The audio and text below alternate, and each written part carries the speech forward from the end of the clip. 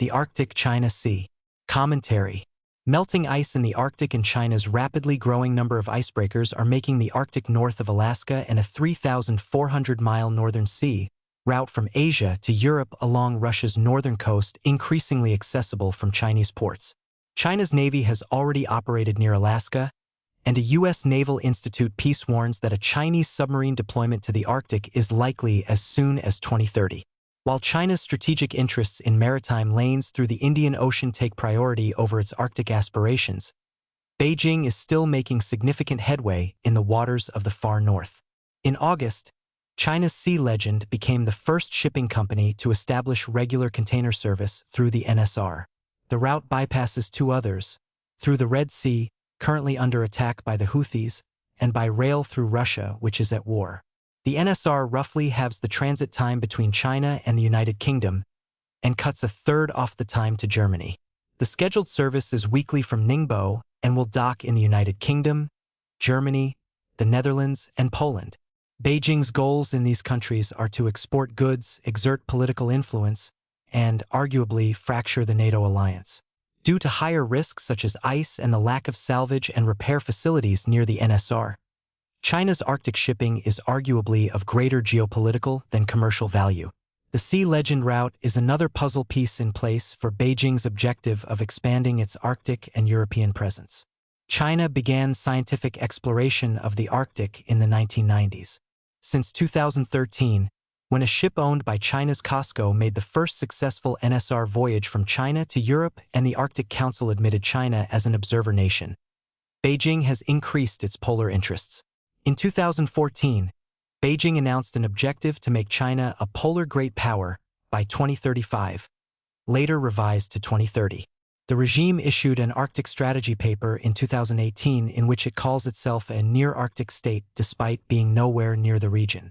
The regime in China has no territorial claims to the Arctic yet, but its plan includes an Arctic corridor that it calls the Polar Silk Road, part of the Belt and Road Initiative entailing extensive investment in countries across the Arctic that yield not only economic and scientific gains but also political influence, intelligence wins, and some military advantage from space research and satellite ground stations.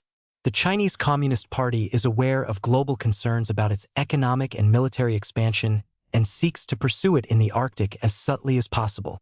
The regime uses academic engagement, maritime transits, infrastructure investment, scientific cooperation, diplomatic agreements, and the reform of international regulatory regimes as wedges to advance its deeper economic and military objectives.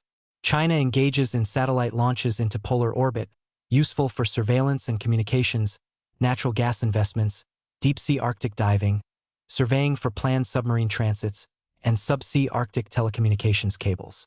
The regime has pursued the acquisition of satellite ground stations, mineral concessions, energy refining, railroads, undersea tunnels, airports, and former military bases in the Arctic, including in Alaska, Canada, Iceland, Norway, Sweden, Finland, Denmark, and Russia. Many of the initiatives failed, but some persist today and can be called successful from at least a geopolitical perspective. Admittedly cautious, Sino-Russian cooperation is China's biggest Arctic accomplishment. The two countries will eventually be in more open Arctic competition, but due to Russia's fiscal difficulties, Moscow is the most welcoming of China in the Arctic, notably in natural gas investments, exported through the Arctic via Russia's Shadow Fleet, and joint undersea geological surveys potentially useful for rare earth element mining. Moscow charges for its cooperation, including through investment requirements, icebreaker escort fees, and payment for space on Russian scientific vessels. China may not need Russia for an icebreaker escort much longer. 7 years ago, China had just one icebreaker. Now it has at least 4. A Chinese state-run research institute has proposed a design for China's first nuclear-powered icebreaker. Compare China's fleet to just 3 U.S. icebreakers, a slower production cycle, and no plans to go nuclear. Last August, Beijing sent a group of 5 polar ships near Alaska. Chinese personnel are mapping the Arctic seabed and water conditions, including to the north and west of Alaska, a major sea route to the Arctic. China's mapping will be key to its submarine operations and its ability to track enemy submarines, as well as critical in the event of war. Maritime transit routes? ship-based scientific research, and the laying of submarine cables are also areas of particular interest in Beijing. They do not necessarily require the approval of foreign governments. As the northern ice cap recedes and war in the Middle East increases risks along maritime routes that transit the Suez Canal and the Strait of Hormuz, the NSR, in particular, is getting more attention. While still blocked during winter and subject to higher costs and more natural risks than conventional routes, ships can transit the NSR during an increasing number of warm months, now starting as early as May and ending as late as November.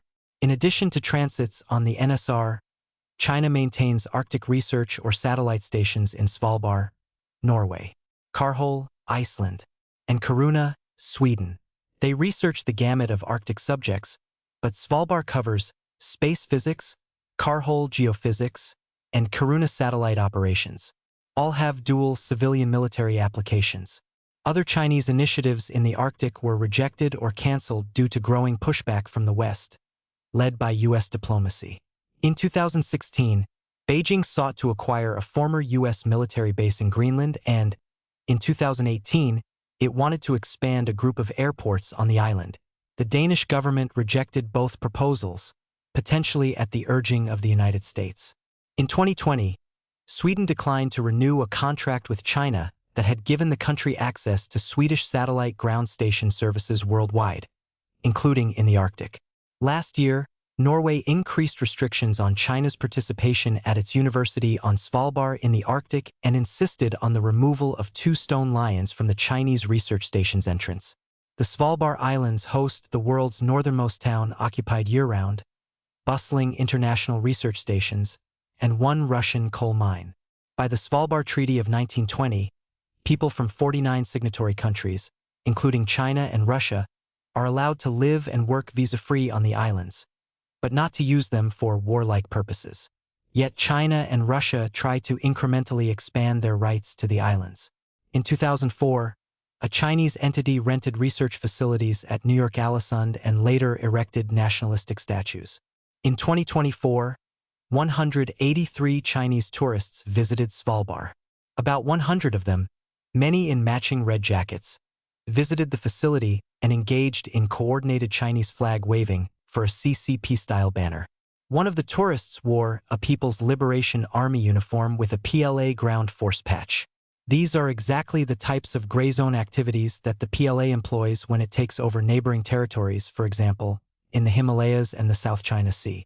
The strategic nature of the Arctic, including for missile defense, submarine operations, signals intelligence, mining, and energy transport, raises the question of whether the 3 democracies that host China's facilities should cancel their permits. Iceland and Sweden could do so rather simply, while Norway would have to do so within the limits of the Svalbard Treaty. Norway could arguably expropriate the property of authoritarian countries like China with fair compensation, provided the expropriation was on grounds of public utility. Containing the CCP is certainly of public utility to democracy and human rights around the world, given the CCP's hegemonic ambitions. As with Greenland, U.S. diplomacy has been at the forefront of efforts to encourage democracies to stop providing space for China's Arctic ambitions. Finland, Denmark, Sweden, and Norway have all curtailed at least some of China's Arctic activities due to its growing power, authoritarianism, and alliance with Russia. Norway and Sweden have done so, most significantly, by limiting China's access to satellite facilities. A planned satellite station with Finland was also cancelled in 2019. Standing up to Beijing's gray zone operations in the Arctic is eminently possible and necessary. Arctic countries do not want their shared sea to become another South China Sea. Given the Chinese Communist Party's global ambitions, its Arctic expansion knows no bounds other than those set by other countries. That means keeping China out of the Arctic until it gains political legitimacy by becoming a democracy.